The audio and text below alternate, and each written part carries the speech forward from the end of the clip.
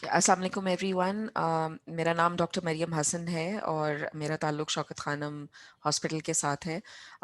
आज हम लोग वर्ल्ड कैंसर डे के हवाले से एक प्रोग्राम लेके आए हैं कि जिसमें मैं और मेरे साथ हमारे हॉस्पिटल के कुछ और कोलीग्स आपसे कैंसर की बारे में कुछ गुफ्तगू करेंगे।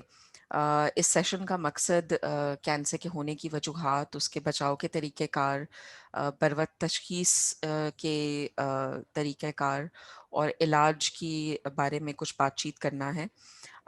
हम लोग कुछ डिस्कशन इस बारे में भी करेंगे कि कैंसर से मुतल्लिक़ क्या-क्या तहक़ीक़ हो रही है इस वक़्त, और शौकत खानम में पब्लिक एजुकेशन और हमारी जो मेडिकल और नर्सिंग स्टाफ है उनकी ट्रेनिंग के हवाले से क्या-क्या अपॉर्चुनिटीज़ अवेलेबल हैं। सो हम स्टार्ट करते हैं। सबसे पहले मैं अपने साथ जो हमारे टीम मेंबर्स हैं उनका तारुफ कराती हूँ। सो हमारे साथ डॉक्टर हसन शहरयार हैं।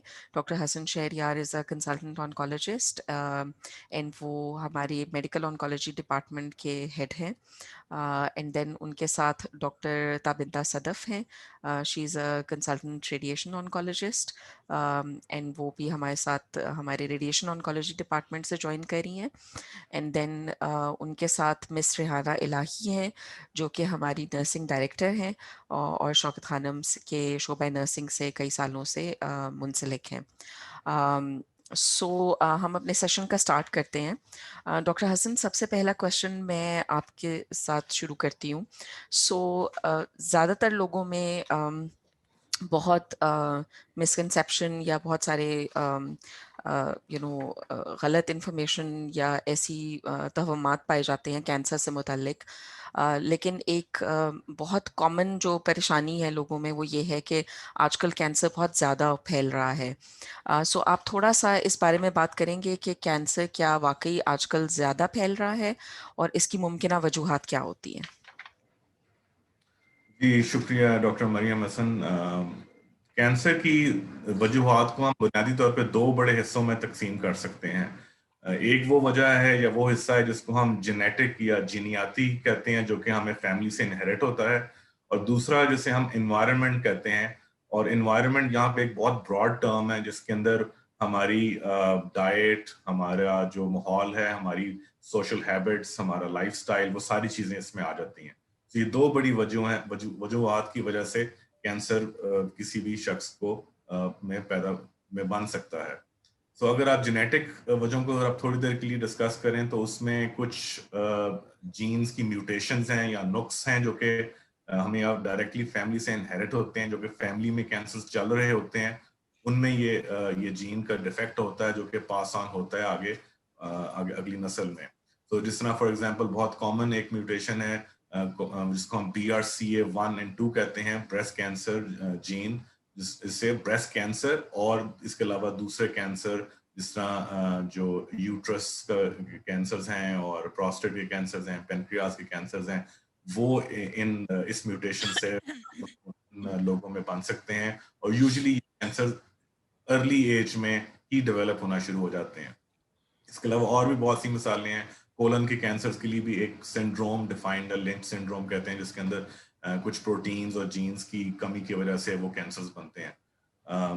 फिर जो दूसरी कैटेगरी जो बहुत ज़्यादा बड़ी कैटेगरी है, तकरीबन आई वुड से कि 80% जो कैंसर्स हैं वो हमारी इन्वायरमेंटल कॉजेज़ की वजह से बन रहे हैं। इनको हम साइंटिफिक लैंग्वेज में स्पोरेडिक या सोमैटिक कैंसर्स भी कहते हैं।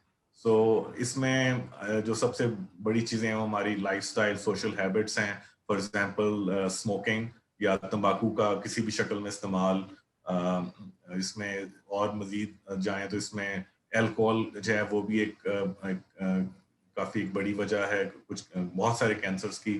फिर कुछ हमारी सोशल, हमारी कल्चरल या इस रीजन से रिलेटेड कुछ हैबिट्स हैं, जिस तरह पान या गुटखे का इस्तेमाल है, जिससे मुंह का कैंसर, जुबान का कैंसर जो है वो बनता है। फिर इसी तरह कुछ इन्फेक्शंस हैं जो कि वायरल इन्फेक्शंस हैं काफ़ी, जो कि कैंसर पैदा करती हैं, जिस तरह ह्यूमन पेपिलोमा वायरस है, HPV, जिसमें सर्विकल कैंसर है और इवन मुंह का कैंसर भी है। پھر HIV ایک ایپیڈیمک بھی ہے مگر یہ جسم کو کمزور کرتی ہے اور جو کہ ایونچولی پھر بہت سارے کینسرز کا وجہ بنتی ہے. ایک اور چیز جو ریسنٹلی جس پہ میں خاص طور پہ فوکس بھی کرنا چاہوں گا وہ ہے ہماری اوبیسٹی کا ایشو. اوبیسٹی موٹاپا یعنی جیسے آپ کو پتا ہے کہ بہت ساری امراض صرف کینسر ہی نہیں دل کی اور شوگر کی تکلیف کا بھی سبب بنتا ہے. تو اب تحقیق اب یہ بتا رہی ہے کہ موٹاپا بھی ایکچولی بہت سارے کینسرز کو بننے میں اس کی فیسیلیٹیٹ کرتا ہے یا اس کو پنپنے میں مدد کرتا ہے. سو آئیڈیل ایک باڈی ویٹ مینٹین رکھنا ایکسرسائز کے ساتھ بہت ہی ضروری ہے. اسی طرح سے فزیکل ایکٹیویٹی کی کمی وہ بھی گین سارے ملے جلے یہ ان کے ایفیکٹس ہیں بٹ الٹیمیٹلی اس سے بھی آپ کے کینسرز کے بننے کا امکان بڑھ جاتا ہے. سو یہ آئی تھنک بڑی بڑی چیزیں ہیں. اس کے علاوہ اور اب جدید تحقیق کی ضرورت ہے کہ ہم اور بھی چیزوں کو دیکھیں جس طرح انوائرمنٹل پولوشن ہے. ہم جنرلی ڈسکس کرتے ہیں کہ بہت سارے کارسینوجنز ہماری ماحول میں آ جاتے ہیں پانی میں ہوا میں وہ بھی کینسر کو خاص طور پہ جس طرح پھیپھڑوں کا کینسر ہے ریڈون گیس فار ایگزامپل وہ کینسر لنگ کے کینسر پھیپھڑوں کا کینسر پیدا کرتی ہے. تو یہ اس طرح کی چیزیں جو ہیں وہ بھی کینسر بننے کا سبب بن سکتی ہیں اور ہمیں خیال رکھنا ہے کہ ہماری آکوپیشن ہمارے جہاں پہ ہم کام کرتے ہیں وہاں پہ کوئی ایکسپوجر تو نہیں ہے. خاص طور پہ وہ لوگ جو انڈسٹریز میں کام کرتے ہیں جہاں پہ ایسبیسٹس جو ایک بڑا کامن ایک یوز ہوتا ہے انسولیشن کے لیے مٹیریل وہ پھیپھڑوں کا کینسر پیدا کر سکتا ہے. سو یہ بہت ساری وجوہات ہیں جو کہ کینسر پیدا کرتی ہیں. اب جو دوسرا سوال تھا آپ کا کہ کینسر بڑھ رہا ہے سو ڈیفینیٹلی دنیا کے اگر آپ دنیا کو دو حصوں میں تقسیم کرتے ہیں ایک وہ جو کہ ترقی یافتہ ممالک ہیں جو کہ ڈیولپڈ ہیں اور ایک دوسرے جو کہ ابھی ترقی پذیر ہیں جس طرح پاکستان. سو ایک اندازے کے مطابق جو رپورٹ تھی اس میں کہا گیا تھا کہ جو ترقی پذیر ممالک ہیں وہاں پہ اب دنیا کا 60 to 70% کینسر اب وہاں پہ اب دیکھا جائے گا اور جو ترقی یافتہ ممالک میں کچھ کینسرز میں شرح کم ہوتی جا رہی ہے. تو یہ ایک تھوڑا سا ایک فرق ہے اور آئی تھنک اس لحاظ سے دیکھا جائے تو ہمارے ممالک میں کینسر ڈیفینیٹلی یہ بڑھ رہا ہے اور اس کی بنیادی وجہ میرے خیال میں جو انوائرمنٹل سائڈ آف تھنگز ہے جو فیکٹرز ہیں ان کا بڑھنا ہے. ہمارے لائف سٹائل ریلیٹڈ بھی اور ہماری باقی خوراک ہوا پانی وغیرہ میں بھی جو آلودگی کا اثر ہے غالباً اس کا اثر زیادہ ہے. Thank you so much doctor Hasan. آپ نے بہت ہی کمپلیٹ ہمیں انفارمیشن دی ہے. سو بنیادی طور پہ آپ نے ہمیں یہ بتایا ہے کہ موروثی اور غیر موروثی وجوہات ہو سکتی ہیں اور زیادہ تر کینسر جو یہ غیر موروثی وجوہات ہیں جو ماحولیاتی تبدیلی ہے اور جو رہن سہن میں وزن کا خیال نہ کرنا یا کچھ انفیکشنز کا ہونا اسموکنگ یا سگریٹ نوشی یہ وہ چیزیں ہیں کہ جو کینسر کے بڑھنے کی وجہ بن رہی ہیں اور شاید انہی کو ایڈریس کرنا یا ان میں تبدیلی لے کے آنا ہمیں کینسر سے بچاؤ کی طرف بھی لے کے جا سکتا ہے. آپ نے کچھ تو پوائنٹس کور بھی کیے ہیں کینسر سے بچاؤ سے ریلیٹڈ جس میں آپ نے بتایا کہ ہم نے اپنے لائف سٹائل کو کیسے بہتر کر سکتے ہیں. سو اگر آپ اسی سے ریلیٹڈ کچھ ڈیٹیلز آپ ہمیں بتائیں کہ جو آپ نے ہمیں رہن سہن اور انوائرمنٹل فیکٹرز بتائے ہیں کہ ان کو ایڈریس کرتے ہوئے ہم کینسر سے بچاؤ کے لیے کیا کر سکتے ہیں اگر آپ وہ تھوڑا سا ہم سے بریفلی شیئر کریں. جی بالکل. اس میں ایکچولی جو ہم نے تدابیر کرنی ہے وہ بہت سادہ سی ہیں کوئی بہت کمپلیکیٹڈ یا پیچیدہ نہیں ہے.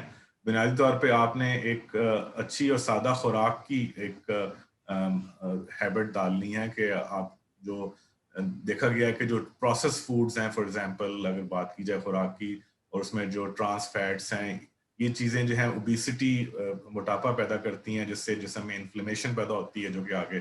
تو آپ نے اپنی خوراک میں ایک تھوڑی سادگی رکھنی ہے. اس کی جو پورشن سائز ہے اس کو آپ نے ریگولیٹ رکھنا ہے اور ساتھ ایک روٹین بنانی ہے ایکسرسائز کی. روزانہ 20 منٹ جو ہیں وہ آپ کے ایک فزیکل ایکٹیویٹی جس میں آپ نے چاہے وہ ایک تیز واک کرنی ہو یا آپ نے کوئی جم کی ایکسرسائز کی روٹین رکھی ہو وہ بہت ضروری ہے اپنے آپ کو چست رکھنے کے لیے. اور یہ چیزیں بہت مددگار ہوں گی کہ آپ کا ویٹ اور آپ کا اوور آل لائف سٹائل بہتر ہو. اس کے علاوہ ساتھ ساتھ جو چیزیں ہم نے پہلے ڈسکس کی تھی کہ سگریٹ نوشی شراب نوشی کسی بھی قسم کی جو منشیات کا استعمال قطعی طور پہ اس پہ پرہیز رکھنا ہوگا.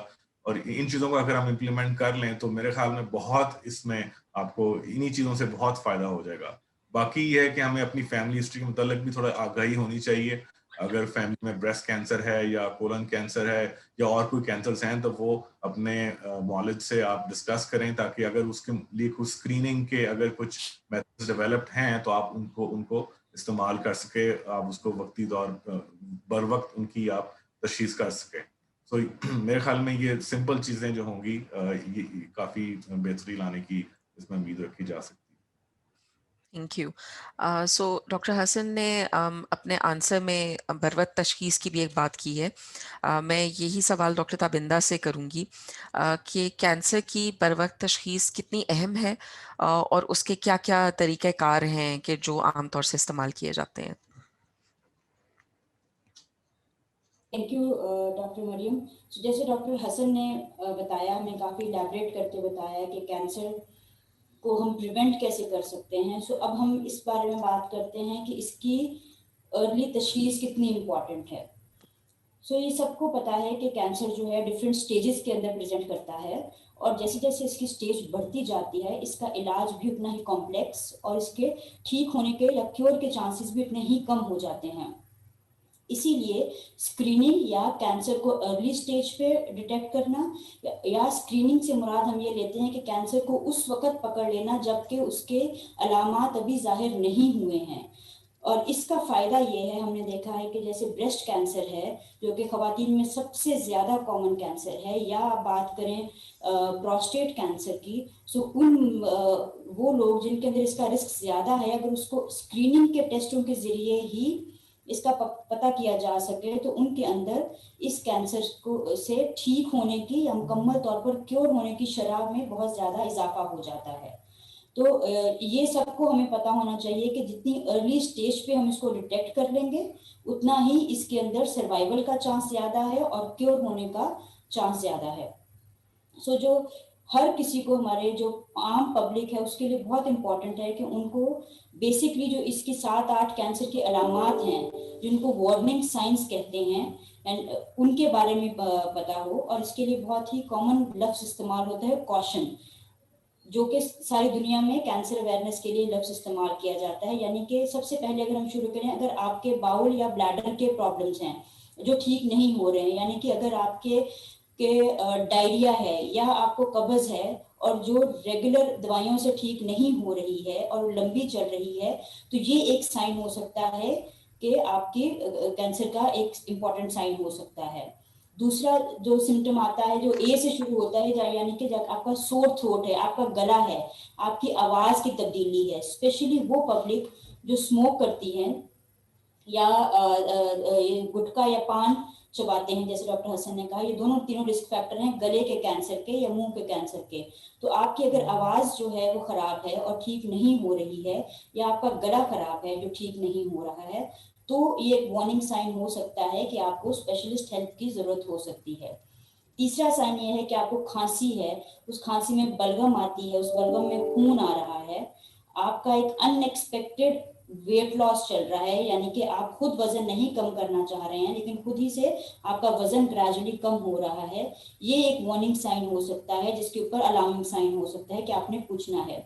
خواتین کے لیے خاص طور پہ بہت امپورٹنٹ ہے کہ کیونکہ سب سے زیادہ کامن جو ہمارے ہاں کینسر ہے وہ بریسٹ کینسر ہے. تو اگر خواتین کو اپنے بریسٹ میں, چھاتی میں کوئی لمپ محسوس ہوتا ہے, کوئی گلٹی محسوس ہوتی ہے, کوئی ایب نارمل ڈسچارج آتا ہے, یعنی کہ کوئی پانی آ رہا ہے یا خون آ رہا ہے, تو انہوں نے اس کے لیے اپنا خود معائنہ کرنا ہے اور فوراً طبی مدد کے لیے جانا ہے. تو یہ بہت زیادہ امپورٹنٹ ہے کہ ہم ان سارے رسک فیکٹرز کو اور ان سارے سائنز اینڈ سمٹمس کو اپنے ذہن میں رکھیں اور جلدی میڈیکل جو ہیلپ ہے اس کی طرف جائیں, تاکہ اگر خدا نخواستہ ہمارے اندر یہ بیماری ہے تو اس کو جلدی پکڑا جا سکے اور اس کو ختم کرنے کے لیے پراپر علاج کی سہولتیں مہیا کی جا سکیں. بریسٹ کینسر کے لیے اسپیشلی بہت ضروری ہے کہ میموگرام کرایا جائے.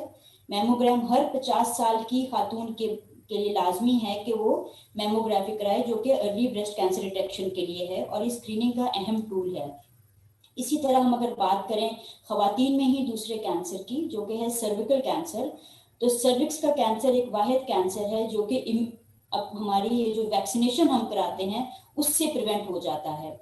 سو ہر چھوٹی بچی جو کہ 11-12 سال کی ہے اس کی ویکسینیشن ہونی چاہیے وائرس جس کا نام ہے HPV وائرس، جس کو ہیومن پیپلوما وائرس کہتے ہیں، جس سے آگے بڑھ کے ان کے اندر سروکس کے کینسر کی شرح بہت زیادہ کم ہو جاتی ہے. سو یہ چیزیں بہت زیادہ اہم ہیں.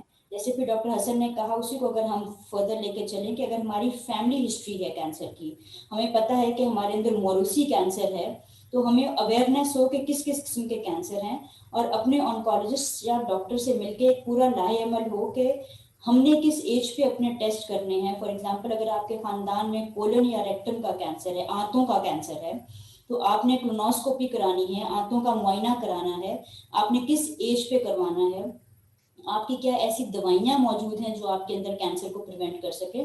سو یہ اویئرنیس جو ہے یہ بہت زیادہ ضروری ہے کہ ہم اپنی ہسٹری کے بارے میں بھی اویئر رہیں اور جو کامن سائنس اینڈ سمٹمز ہیں ان کے بارے میں بھی اویئر رہیں.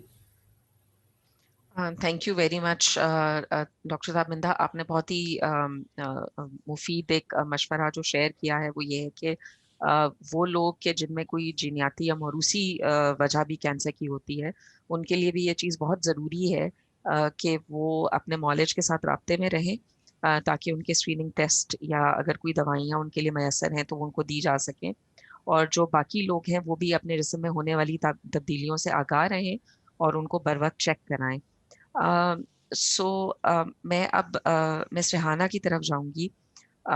جب ایک دفعہ کینسر کی تشخیص ہو جاتی ہے تو کینسر کے مریضوں میں اور ان کے علاج میں نرسنگ کا ایک بہت اہم رول ہوتا ہے. خاص طور سے جو ابتدائی ایک خوف ہوتا ہے اور لوگوں کو یہ پتہ نہیں ہوتا کہ انہوں نے اپنے علاج کے دوران کیا احتیاطی تدابیر لینی ہے.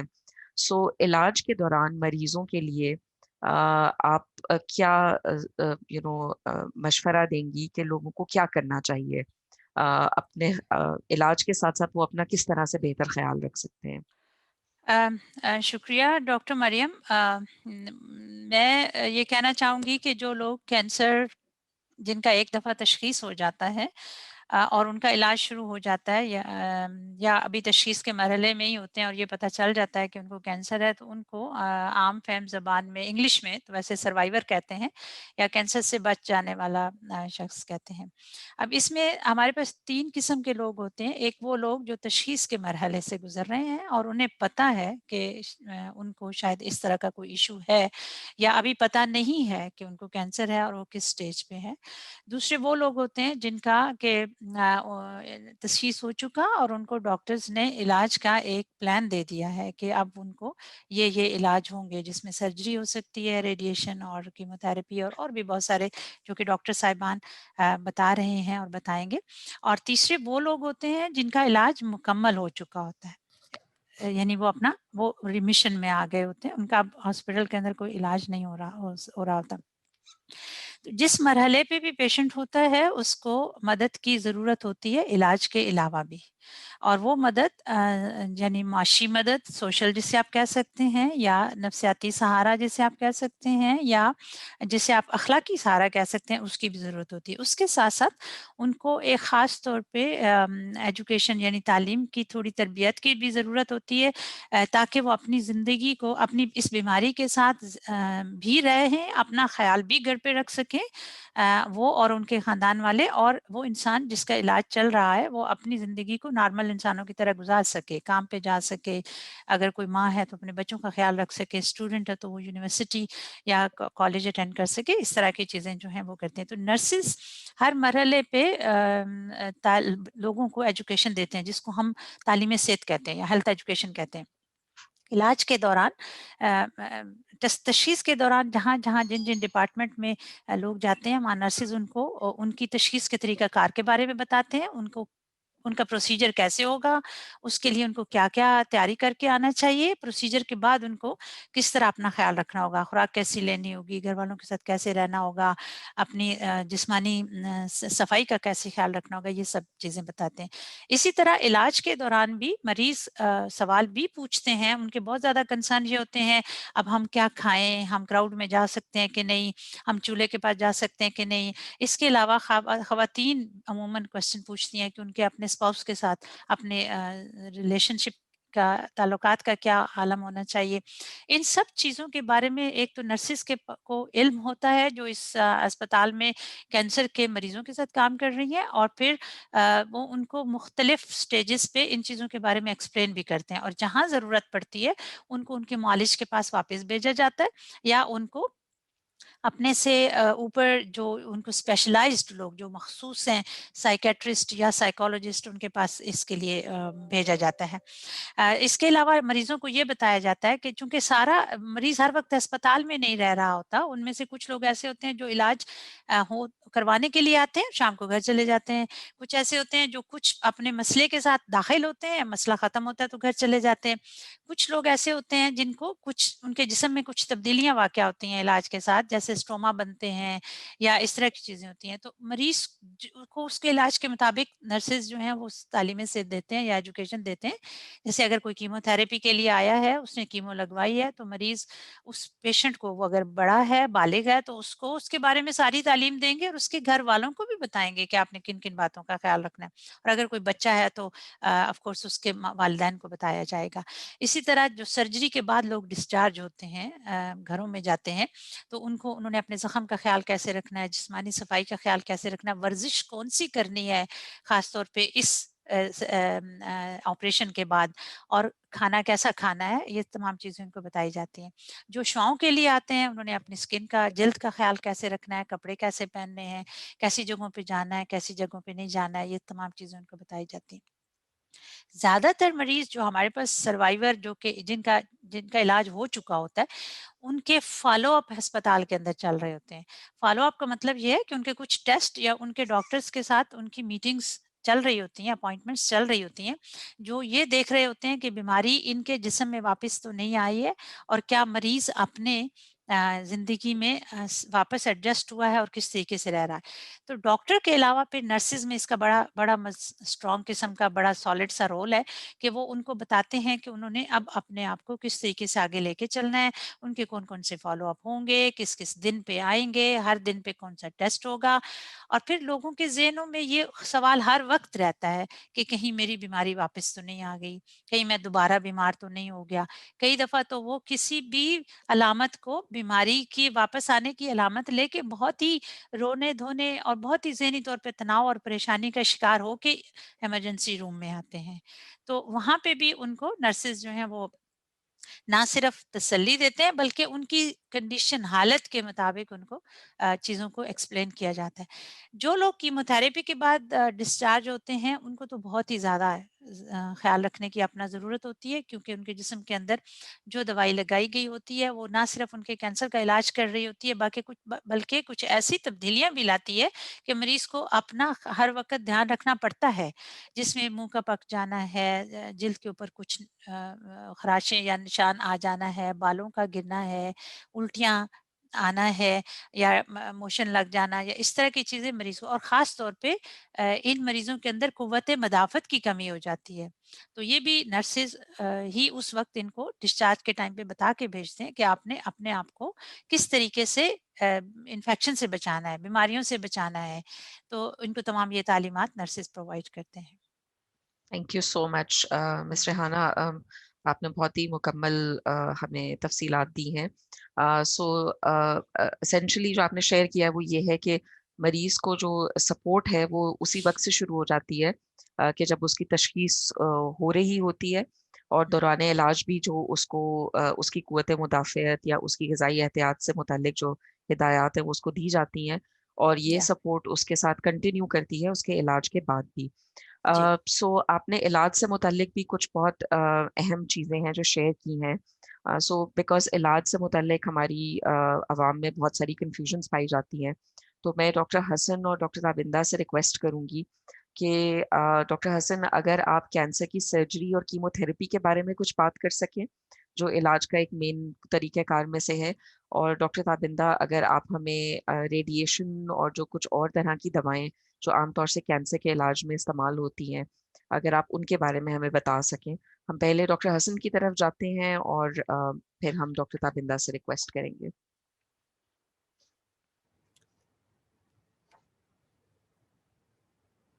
آپ کا مائک میوٹ ہے ڈاکٹر. جی سوری. سو ڈاکٹر مریم، آپ نے بالکل ٹھیک کہا کہ کینسر کے علاج کے لیے ہم کیموتھراپی اور سرجری کا استعمال کرتے ہیں. سو سرجری ایک بہت امپورٹنٹ رول پلے کرتی ہے، اسپیشلی ہمارے زیادہ تر کینسر جو کہ لوکلائزڈ ہیں یا جن کو ہم ارلی سٹیج کہتے ہیں، اس کے لیے سرجری بہت مفید ہے اور ریکمینڈڈ ہے کہ وہ کروائی جائے. اس سلسلے میں آپ ایک سرجیکل آنکولوجسٹ، وہ سرجن جو کہ کینسر کے پیشنٹس میں اسپیشلائزیشن رکھتا ہے، اس سے رجوع کیا جاتا ہے، اور ایک گروپ کی شکل میں، ایک بورڈ کی شکل میں ہم کینسر کے پیشنٹ کو ڈسکس کرتے ہیں، جہاں پہ ہم جو اپروپریٹ ٹریٹمنٹ ہے، سرجری، کیموتھراپی اور شعائیں، اس کو ہم ایک خاص طریقے سے اس کا استعمال کرتے ہیں. سو اگر آپ اگزامپل لیں بریسٹ کینسر کی، جو کہ بہت کامن کینسر ہے، سو وہ تمام خواتین جن کا کینسر پھیلا نہیں ہے وہ سرجری کی ایک کینڈیڈیٹ ہو سکتی ہیں. بعض اوقات ہم، اور اکثر اوقات ہم اپنے سرجری کے ریزلٹس کو امپروو کرنے کے لیے ہم ساتھ میں اضافی طور پہ کیموتھراپی کا استعمال کرتے ہیں. کیموتھراپی اس دوا کو ہم کہتے ہیں جو کہ کینسر کے سیلز اور خلیوں کو جا کے ختم کرتی ہے، اور یہ عموماً ہم انجیکشن کی فارم میں دیتے ہیں، بعض جو ہیں وہ ٹیبلٹس کی فارم میں بھی اویلیبل ہوتی ہیں. جہاں پہ یہ آپ کے سرجری کے ریزلٹس کو امپروو کرتی ہے، وہاں پہ کیموتھراپی جسم میں کینسر کے پھیلاؤ کو بھی روکتی ہے، اور بعد میں آنے والے وقت میں اگر خدا نخواستہ کینسر کے دوبارہ بننے کا چانس ہو تو اس کو بھی یہ کم کرنے میں مددگار ثابت ہوتی ہے. کیموتھراپی کی اب بہت ساری قسمیں ہیں. جو ہم ٹریڈیشنلی یوز کرتے تھے کیموتھراپی، وہ اس کے علاوہ بھی اب مزید اس میں نئی قسم کی ٹریٹمنٹس آ چکی ہیں، جس طرح ہم ٹارگیٹڈ ٹریٹمنٹس کہتے ہیں، جو کہ کینسر کی خلیوں پہ پیدا ہونے والی خاص پروٹینز کو ٹارگٹ کرتی ہے، تو اور وہ باقی جسم کے حصوں کو پہ اثر نہیں رکھتی، جس سے اس کے اثرات کم ہوتے ہیں اور پیشنٹ زیادہ بہتر طریقے سے اس کو ٹالریٹ کر لیتے ہیں. اب اس وقت سب سے جدید طریقہ علاج ہے وہ ہمارے امیون سسٹم یا قوت مدافعت کو مزید تقویت پہنچانے کے لیے دوائی دی جا رہی ہے، جس کو ہم امیونو تھراپی کہتے ہیں، جو کہ امیون سسٹم پہ کر رہی ہے. یہ ساری جو ڈفرینٹ ادویات ہیں، اس کو ہم براڈلی کیمو تھراپی کہتے ہیں، جو کہ سرجری سے فوراً پہلے یا سرجری کے فوراً بعد استعمال کی جاتی ہیں تاکہ پیشنٹ کو کینسر سے مکمل طور پر شفا حاصل ہو جائے. ایک اور امپورٹنٹ جگہ پہ جہاں پہ ہم کیموتھراپی استعمال کرتے ہیں وہ کوالٹی آف لائف کو امپروو رکھنے کے لیے بھی. ان لوگوں کا کینسر جو کہ پھیل چکا ہے اور اب وہ قابل شفا نہیں رہا، ان میں بھی کیموتھراپی دی جا سکتی ہے تاکہ ان کا جو ایک کوالٹی برقرار ہے اس کو برقرار رکھا جائے اور وہ مزید ڈیٹیریوریٹ یا خراب نہ ہو جیسے کینسر بڑھتا ہے. تو ان سب امراض کو ان سب پیشنٹس کو ہم کیموتھراپی کے ساتھ بہتر کرنے کی کوشش کر سکتے ہیں. جی تھینک یو سو مچ. سو تابندہ اگر آپ ریڈیشن یا شعاؤں کے بارے میں اور کچھ اور ڈیٹیلز ہمیں بتائیں. جی تھینک یو ڈاکٹر مریم. سو جیسے ڈاکٹر حسن نے کہا کہ سرجری اور کیموتھراپی بہت امپورٹنٹ ہیں کسی بھی کینسر کے علاج میں، اسی طرح ریڈیو تھراپی یا ریڈیشن اور شعاؤں سے علاج بھی اتنا ہی زیادہ امپورٹنٹ ہے.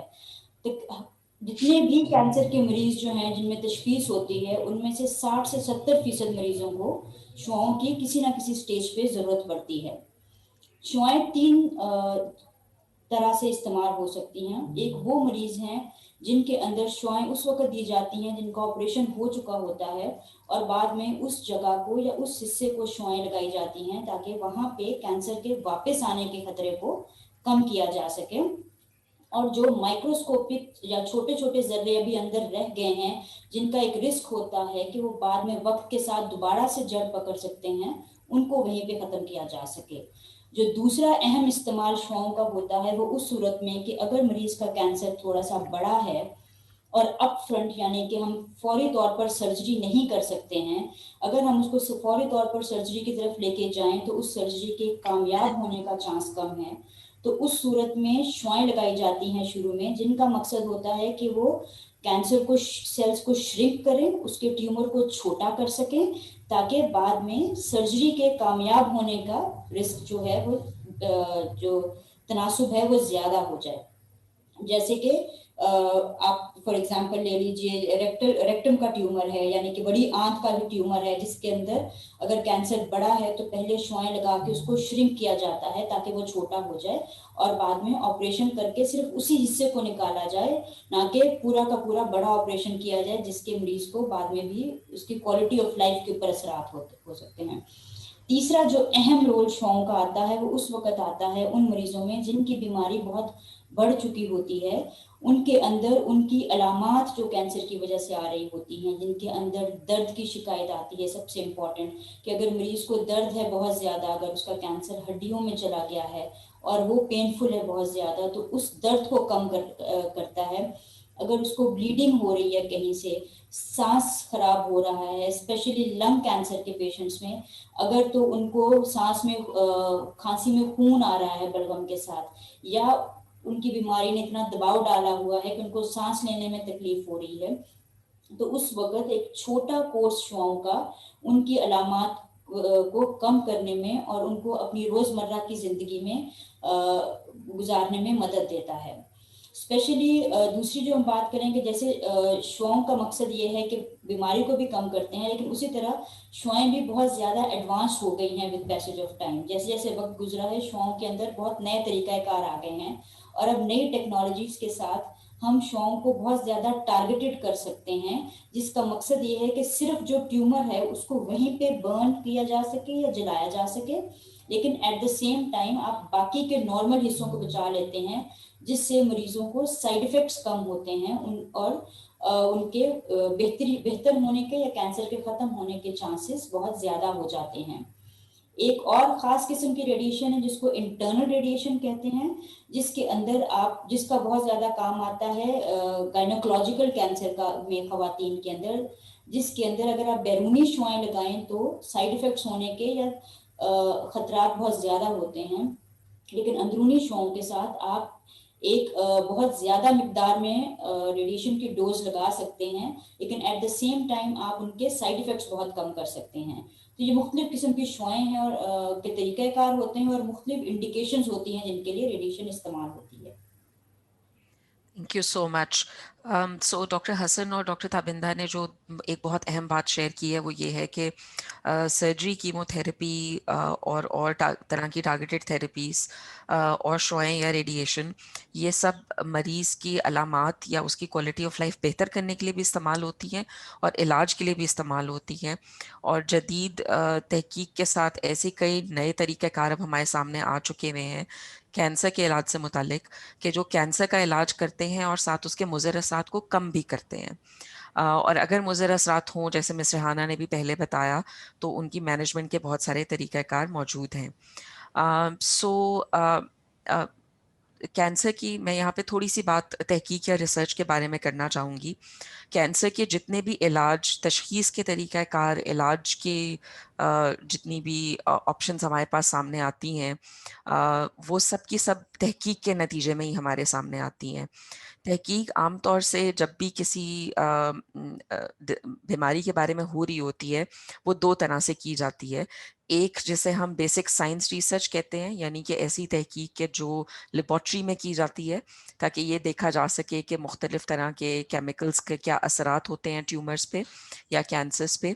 और फिर उसी तहकीक को आगे लेके जाया जाता है मरीज़ों में तहकीक करने के लिए, जिसे हम क्लिनिकल रिसर्च कहते हैं। शौकत खानम में इस वक़्त इन दोनों तरह की तहकीक को किया जा रहा है और मरीज़ों की मालूमात और डेटा और उनकी जो उनकी इन्फॉर्मेशन है, उसको भी इस सिलसिले में इस्तेमाल किया जाता है।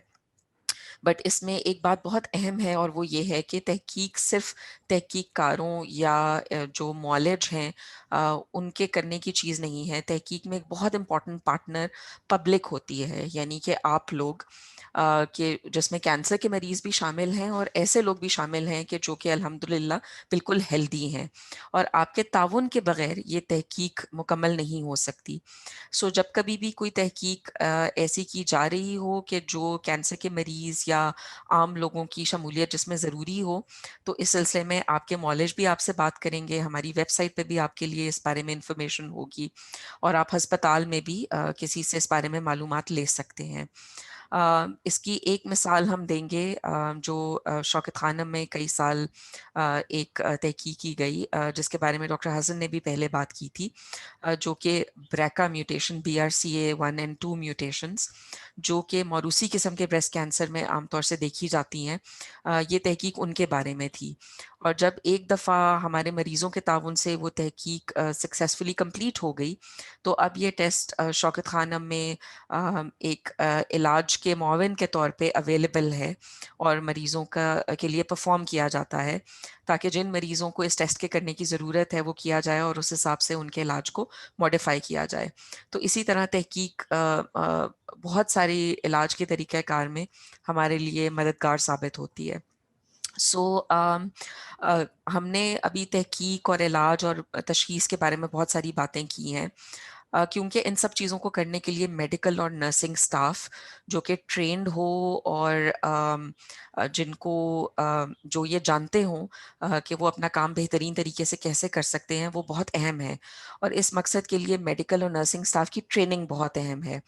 سو ڈاکٹر تابندہ, اگر آپ اور پھر ڈاکٹر حسن بھی ہم سے اگر تھوڑا سا مختصراً شیئر کریں کہ شوکت خانم میں میڈیکل سٹاف کی ٹریننگ کے لیے کون کون سے پروگرامز ہیں جو متعارف کیے گئے ہیں, اور پھر ہم ریحانہ سے نرسنگ سٹاف سے بھی کے بارے میں جو اویلیبل ٹریننگ پروگرامز ہیں ان کے بارے میں بھی دریافت کریں گے.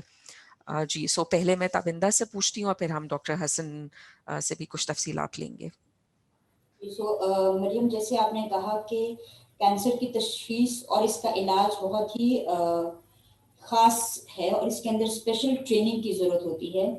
ایک جنرل فزیشین اس کو ڈائگنوز تو کر سکتا ہے, لیکن اس کے بعد آپ نے سائٹ اسپیسیفک, یعنی کہ آپ صرف ایک طرح کے کینسر یا ایک طرح کی سائٹ کے اوپر آپ اس کو ٹریٹ کر سکتے ہیں. اس کے اندر سرجنز بھی آتے ہیں, ریڈیشن انکالوجسٹ بھی آتے ہیں اور میڈیکل انکالوجسٹ بھی آتے ہیں, لیکن اس کے ساتھ ساتھ ہی بہت اہم انٹرنل میڈیسن, یعنی کہ ان لوگوں کا تشخیص کرتے ہیں ہمارے لیے مریضوں کو ٹیسٹ کر کے دیتے ہیں اور ان کے بارے میں ان کی اسٹیجنگ میں اور ڈائگنوسس میں ہماری مدد کرتے ہیں. اس سارے سچویشن میں آگے ٹریننگز کا بہت زیادہ اہم رول آ جاتا ہے. شوکت خانم میں تقریباً ہر اسپیشلٹی کے اندر اسپیشلائزڈ ٹریننگ پروگرام اس وقت چل رہے ہیں. اگر ہم اگزامپل لیں ریڈیشن انکالوجی میں, تو ریڈیشن انکالوجی میں 4 سال کا ٹریننگ پروگرام ہے جو کہ CPSP سے سپروائزڈ ہے. آپ FCPS کر کے آتے ہیں اور یہ والے جو ہمارے ڈاکٹرز ہیں وہ ہاؤس جاب کے بعد ایگزام دینے کے بعد ڈائریکٹلی انڈکٹ ہوتے ہیں. وہ 4 سال ایک سپرویژن کے اندر ڈائریکٹلی کینسر کے پیشنٹس کی ٹریٹمنٹ, ان کی ریڈیشن کے ساتھ علاج, ان کے اندر ایمرجنسی کو ڈیل کرنا, اس کے ساتھ وہ آگے کرتے ہیں, اپنی ٹریننگ کرتے ہیں اور امتحان دے کے وہ ریڈیشن انکالوجسٹ بنتے ہیں. اسی طرح تقریباً ہر ایک شعبے میں یہ والی سہولت شوکت خانہ میں میسر ہے. جو لوگ آگے بڑھنا چاہتے ہیں اور وہ لوگ جو آگے کینسر کے اندر ہی اپنی جو ہے اپنے شعبے میں اسی میں کام کرنا چاہتے ہیں, ان کے لیے شوکت خانہ نے اپنی فیلوشپس بھی انٹروڈیوس کی ہوئی ہیں, جس کے اندر پوسٹ گریجویشن ڈاکٹرز جو ہیں اپنا آگے ٹائم لگاتے ہیں اس ایک سائٹ میں جس کے اندر وہ زیادہ کام کرنا چاہتے ہیں. فار ایگزامپل, اگر کوئی ہیڈ اینڈ نیک کے کینسرز میں یعنی منہ اور گردن کے سرطان میں زیادہ انٹرسٹڈ ہے اور اس کے اندر وہ اسپیشلائز کرنا چاہتا ہے, سپر اسپیشلسٹ بننا چاہتا ہے, تو اس کو یہ موقع فراہم کیا جاتا ہے ان ڈاکٹرز کو کہ وہ ایک شوکت خانم کے اندر رہتے ہوئے اس ٹیم کے ساتھ فردر 2 سال کام کریں اور اپنے سکلز کو اتنا زیادہ پالش کریں کہ آگے جا کے وہ صرف اس کینسر کے اسپیشلسٹ بن سکیں. اس کے علاوہ ایک بہت اہم پروگرام جو شوکت خانم میں ہے وہ یہ ہے کہ ہم اپنے ٹرینیز کو باہر ایجوکیشن کے لیے بھیجتے ہیں, یعنی کہ SI-शिप प्रोग्राम है यहाँ पे, और वो भी तकरीबन हर स्पेशलिटी में है, वो सर्जरी में भी है, वो मेडिकल ऑन्कोलॉजी में भी है, वो रेडिएशन ऑन्कोलॉजी में भी है, कि आप वो लोग जिनकी पोस्ट ग्रेजुएशन हो चुकी होती है उनको आप कुछ ट्रेनिंग का उनका हिस्सा शौकत खानों में करवाते हैं, और कुछ हिस्से के लिए हॉस्पिटल उनको स्पॉन्सर करता है और हॉस्पिटल उनके लिए अरेंज करता है कि वो बाहर US, अमेरिका, कनाडा, इन मुल्कों में कहीं जाएं और स्पेशलाइज्ड कैंसर सेंटर में आगे फर्दर अपनी स्किल्स को उनको इम्प्रूव करके आए, उनको एक एक्सपोजर हो कि दुनिया में क्या हो रहा है, दुनिया के स्टैंडर्ड्स का पता चले, नई दवाइयों का, नई तहकीकात का पता चले, नए तरीका कार का पता चले, और फिर वो वापस आते हैं अपने मुल्क में शौकत खानम में काम करने, शौकत खानम कराची लाहौर में, शौकत खानम पेशावर में, या इन फ्यूचर इंशाल्लाह शौकत खानम कराची में, और वो आते हैं उन जो वहां से वो सीख के आए होते हैं उस नॉलेज को वो अपनी पब्लिक पे, अपने लोगों पे अप्लाई करते हैं, ताकि उनके अंदर वो ट्रीटमेंट जो लोग बाहर जाके लेते हैं उनको एट देयर डोर स्टेप यहीं पाकिस्तान में ही उनको मिल सके।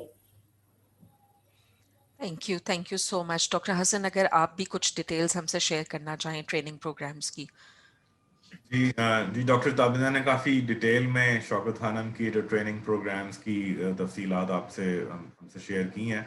इसमें मैं ये इजाफा ये करूँगा कि जो मेडिकल ऑन्कोलॉजी का शोबा है उसमें इस वक्त दो बड़े जामे ट्रेनिंग प्रोग्राम्स चल रहे हैं जो कि CPSP से अप्रूव्ड हैं। इसमें एक तो मेडिकल ऑन्कोलॉजी जो कि हमारा बेसिक कैंसर की स्पेशलाइजेशन का प्रोग्राम है।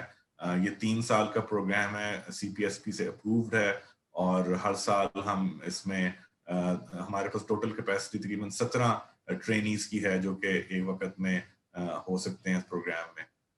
ये मुल्क का सबसे बड़ा प्रोग्राम में शुमार होता है, और चूंकि शौकत खानम में हमारे पास बहुत सारी फैसिलिटी सर्विसेज मौजूद हैं अंडर वन रूफ, सो ये ट्रेनीज जो हैं बहुत डिफरेंट रोटेशंस वगैरह करते हैं सारे डिपार्टमेंट्स में, वो सारे डिपार्टमेंट जो कि कैंसर की ट्रीटमेंट में इस्तेमाल होते हैं। सो ये एक बड़ा कॉम्प्रिहेंसिव प्रोग्राम है। इसके अलावा हमने रिसेंटली अभी बोन मैरो ट्रांसप्लांटेशन का एक फेलोशिप प्रोग्राम शुरू किया है।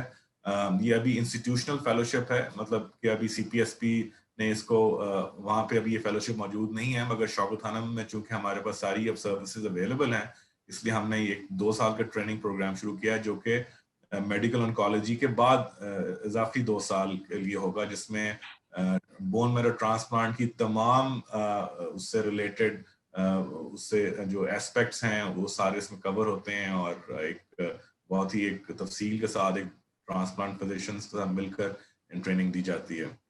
इसके अलावा हम एक तीसरा फेलोशिप प्रोग्राम शुरू कर रहे हैं इंशाल्लाह इस साल, जो कि क्लिनिकल हीमेटोलॉजी में होगा। सो क्लिनिकल हीमेटोलॉजी वो खून के तमाम कैंसर्स को डील करेगी। इसके अलावा उनकी तशखीस में इस्तेमाल होने वाले डायग्नोस्टिक टेस्ट की भी उसमें ट्रेनिंग होगी, इस खास तौर पे लुकीमिया के पेशेंट्स जिस तरह होते हैं। तो ये भी एक 2 साल की एक फेलोशिप होगी, सॉरी 3 साल की फेलोशिप होगी, जो कि मेडिसिन के FCPS ट्रेनीज हैं उसमें एनरोल हो सकते हैं। सो ये आई थिंक 3 बहुत बड़े हमारे ट्रेनिंग प्रोग्राम्स हैं। जिस तरह डॉक्टर तामिंदा ने बताया कि ट्रेनिंग कंप्लीट करने के बाद भी शौकत खानम बहुत मौके फराहम करता है कि जिसमें हमारे जो ट्रेनीज हैं उनको एक इंटरनेशनल एक्सपोजर मिल सके।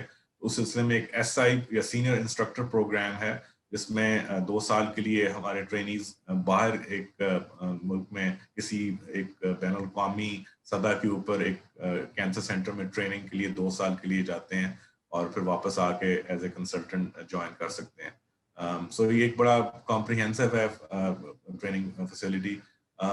हम इसके अलावा बहुत सारी वर्कशॉप्स और दूसरी ट्रेनिंग की भी फैसिलिटीज यहाँ पे वक्तन फवक्तन करते रहते हैं, नेशनल लेवल पे भी और इंटरनेशनल लेवल पे भी, जो कि सब ट्रेनिंग का ही एक हिस्सा है। और इसमें हम जितना भी हम कंट्रीब्यूट कर रहे हैं कम्युनिटी अवेयरनेस के पॉइंट ऑफ व्यू से और ट्रेनिंग के लिए, वो है। बहुत शुक्रिया। मिस रेहाना, अगर आप नर्सिंग के लिए जो अवेलेबल ट्रेनिंग के प्रोग्राम्स हैं जो मुतारिफ किए गए हैं शौकत खानम में, उनके बारे में हमें कुछ मुख्तसर इंफॉर्मेशन दे सकें।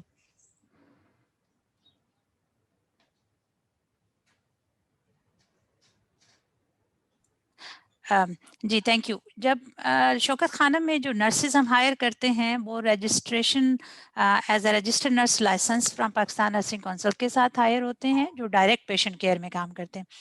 तो चूंकि वो जनरल 4 साल का प्रोग्राम डिग्री और डिप्लोमा करके आ रहे होते हैं, उसमें उनको इंट्रोडक्शन टू कैंसर तो होता है डिफरेंट सब्जेक्ट्स में, लेकिन कैंसर के मरीजों के साथ उन्होंने डायरेक्टली काम नहीं किया हुआ होता। तो हम उनको इंडक्शन और ओरिएंटेशन प्रोग्राम जो है 3 महीने का, उसमें और फिर 1 साल के अंदर मुख्तलिफ वर्कशॉप से गुजारते हैं, जिसमें कि कीमोथेरेपी किस तरह देना है, कैंसर के मुख्तलिफ प्रोसीजर्स को कैसे हैंडल करना है, कीमोथेरेपी के बाद मरीज को किस तरीके से आपने हैंडल करना है, इस तरह की देते हैं। या मुख्तलिफ लाइनें लगी होती हैं मरीजों को यहाँ पे, या उनके मुख्तलिफ सर्जिकल प्रोसीजर होते हैं, तो उनको हम बताते हैं। स्टोमा को कैसे मैनेज करना है, दूसरी और जिस्म के अंदर जो कैंसर की वजह से मरीज के जिस्म में तब्दीलियां आ गई हैं, नर्स ने उनको किस तरीके से मैनेज करना है। उसके बाद जब वो यहाँ 1 साल गुजार लेते हैं या 1 साल ये सारा कुछ सीख लेते हैं कैंसर के मरीजों के साथ काम करना, तो उनमें से वो लोग जो कैंसर नर्सिंग के अंदर अपना करियर सीख कर रहे होते हैं, उनको स्पेशलाइज्ड एजुकेशन में एडमिशन दिया जाता है। हमारे पास 1 साल का डिप्लोमा इन कैंसर नर्सिंग या oncology, diploma in oncology nursing आप कह सकते हैं, जो हम ऑफर कर रहे हैं। It's a very unique programme, बहुत ही अपनी नौइयत का एक मुनफरिद प्रोग्राम है। पाकिस्तान नर्सिंग काउंसिल से ये अप्रूव है, नर्सिंग एग्जामिनेशन बोर्ड से स्टूडेंट्स गुजरते हैं। तो इसमें हम उनको फिर टोटली कैंसर की मखसूस तालीम दे रहे होते हैं, जिसमें उनको बड़े लोगों के कैंसर, उनकी बीमारियां, उनके इलाज के तरीके, उनके प्रोसीजर, बीमारी के बाद के मैनेजमेंट हम सिखा रहे होते हैं। उसके अंदर सब्जेक्ट बच्चों के कैंसर के बारे में भी है, उनकी बीमारियां, इलाज के तरीके, क्योंकि ये मुख्तलिफ है ना, वो हम सिखा रहे होते हैं। इसके अलावा उनको हम बोन मैरो ट्रांसप्लांटेशन के बारे में तालीम दे रहे होते हैं। और फिर हम उन्हें पैलिएटिव केयर के मॉड्यूल पढ़ाते हैं, ताकि वो मरीजों को, वो लोग जिनको कि पैलिएटिव में रेफर किया गया, उनकी क्वालिटी ऑफ लाइफ को नर्स ने कैसे बरकरार रखना है वो बताते हैं। दर्द को मैनेज करना बहुत स्पेशलाइज तरीके से सिखाते हैं मरीजों के, और उसमें दवाइयाँ क्या इस्तेमाल होती हैं, ये चीज़ें हम उनको सिखा रहे होते हैं। अभी पिछले साल 2020 में हमने एक और यूनिक लेवल का डिग्री प्रोग्राम शुरू किया है, जिसको कि हम post registration degree in cancer nursing कहते हैं, पोस्ट RN ऑन्कोलॉजी नर्सिंग।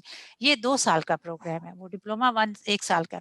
ये प्रोग्राम एक्सटेंशन है उस डिप्लोमा से आगे, जो कि ना सिर्फ आपकी बेड साइड के ऊपर केयर की पेशेंट केयर की एडमिनिस्ट्रेशन को स्ट्रॉन्ग करने के लिए है, बल्कि इसमें से बहुत से स्पेशलाइज्ड नर्सेज निकलने वाले हैं जो पहले डिप्लोमा से निकल रहे हैं, जैसे breast care specialist nurses, BMT specialist nurses और पैलिएटिव केयर स्पेशलिस्ट, ऐसे नर्सेज हमारे पास मौजूद हैं। तो इस प्रोग्राम के अंदर उनको एडवांस नॉलेज ऑफ कैंसर दिया जाता है, advance knowledge of cancer pharmacology, cancer में यूज होने वाली दवाइयों के बारे में पढ़ाया जाता है, जो कि स्पेशलिस्ट ही पढ़ा रहे हैं। और इसके अलावा रिसर्च, कैंसर रिसर्च पे एक पूरा सब्जेक्ट है, और फिर स्टूडेंट्स को एनकरेज किया जाता है कि ये रिसर्च करेंगे।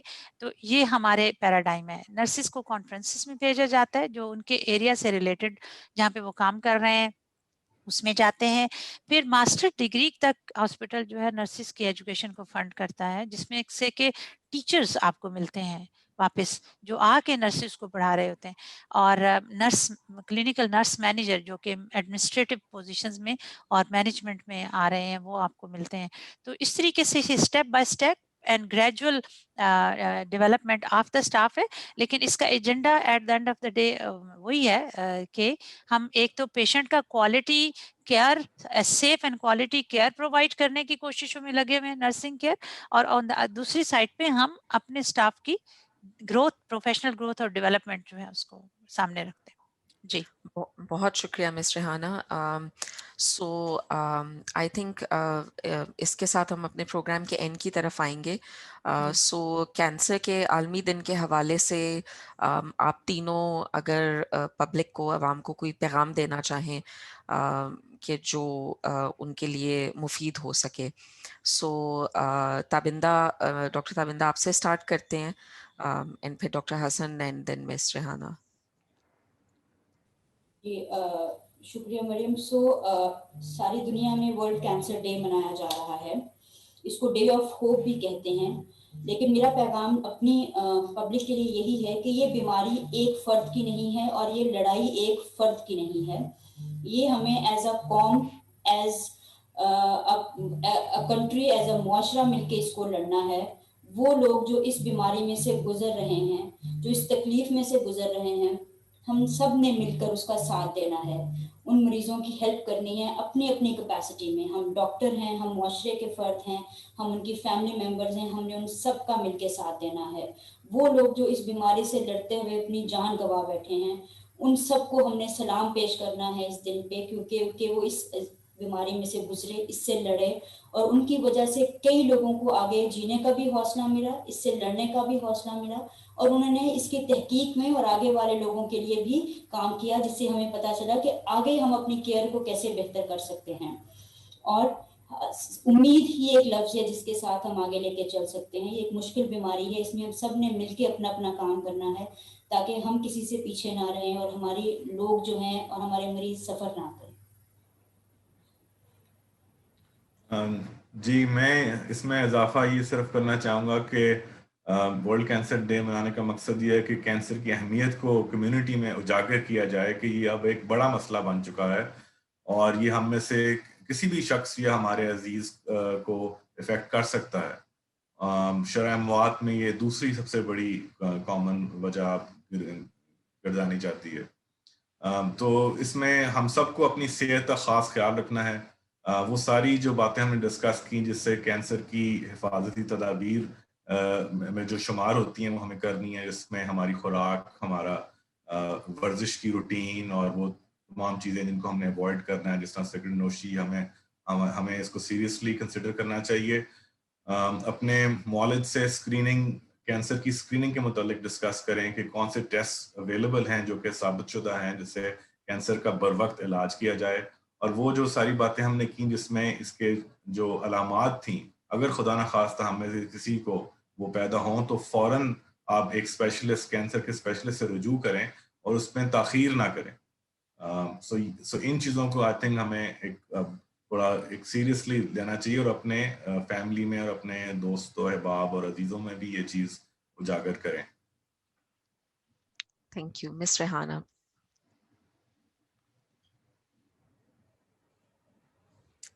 مس ریحانہ آپ اپنا مائک انمیوٹ کر لیں. سوری.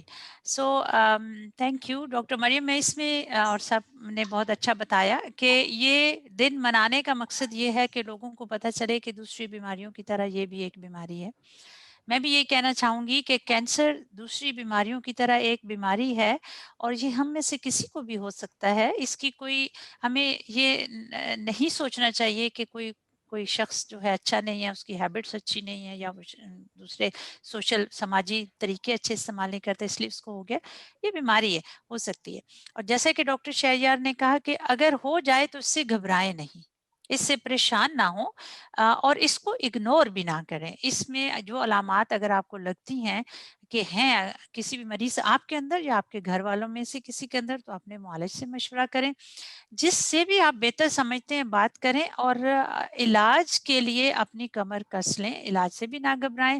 علاج مشکل ضرور ہے لیکن ممکن ہے، اس سے بھی نہ گھبرائیں. جہاں سے ہو سکتا ہے آپ اس کا حل نکالنے کی کوشش کریں. اور اس کے علاوہ جس مریض کو یہ بیماری ہو جائے اس سے بھی نہ ڈریں، اس کو بھی سٹگمیٹائز کرنے کی ضرورت نہیں، کیونکہ یہ ایک مریض سے دوسرے مریض کو نہیں لگتی ہے. ہاں، اس کا وہ کیا موروثی نظام تو ہو سکتا ہے، جیسے شروع میں ڈاکٹر شہجان نے بھی بتایا کہ کیا کہنا چاہیے، جینیٹک پروڈسپوزیشن ہو سکتی ہے، لیکن یہ ایک مریض سے دوسرے کو نہیں لگتی ہے. سو اپنا بھی خیال رکھیں، اپنے ارد گرد والوں کا بھی خیال رکھیں، اور اگر کسی کو مدد کی ضرورت ہو تو وہ ضرور اپنے معالج سے، اپنی نرس سے، اپنے ارد گرد جو جاننے والے لوگ ہیں جن کو صحت کے بارے میں علم ہے ان سے ضرور مشورہ کریں. زیادہ کویکس یا اس طرح کے جو ہمارے معاشرے کے اندر دوسرے طریقہ علاج موجود ہیں جن کا فائدہ شاید اتنا ہوتا ہے یا نہیں ہوتا ہے، ان کی بجائے ایک صحیح سمت کی طرف اپنے علاج کو ڈائریکٹ کریں، اور جتنی جلدی آپ صحیح سمت پہ جائیں گے اتنی جلدی آپ کی مدد کی جا سکتی ہے. बहुत शुक्रिया हमारे तीनों एक्सपर्ट्स का, जिन्होंने आज बहुत ही हमसे मुफीद मालूमात शेयर की हैं, और उन सब मालूमात का ख़ुलासा ये है कि हमें इनफरादी तौर पे और बहैसियत कौम कैंसर की आगाही में अपना रोल प्ले करना चाहिए। और ये चीज़ हमारे सारे एक्सपर्ट्स ने हमें याद दहानी कराई है इस बात की कि कैंसर के मरीज़ सेहतयाब होकर एक मुकम्मल तौर से नॉर्मल ज़िंदगी गुजार सकते हैं, और उनको हमारी सपोर्ट की और हमारी हेल्प की ज़रूरत है, और ये रोल हमें बहैसियत कौम और इनफरादी तौर पे भी अदा करना चाहिए। बहुत शुक्रिया आप सबके टाइम का। खुदा हाफ़िज़।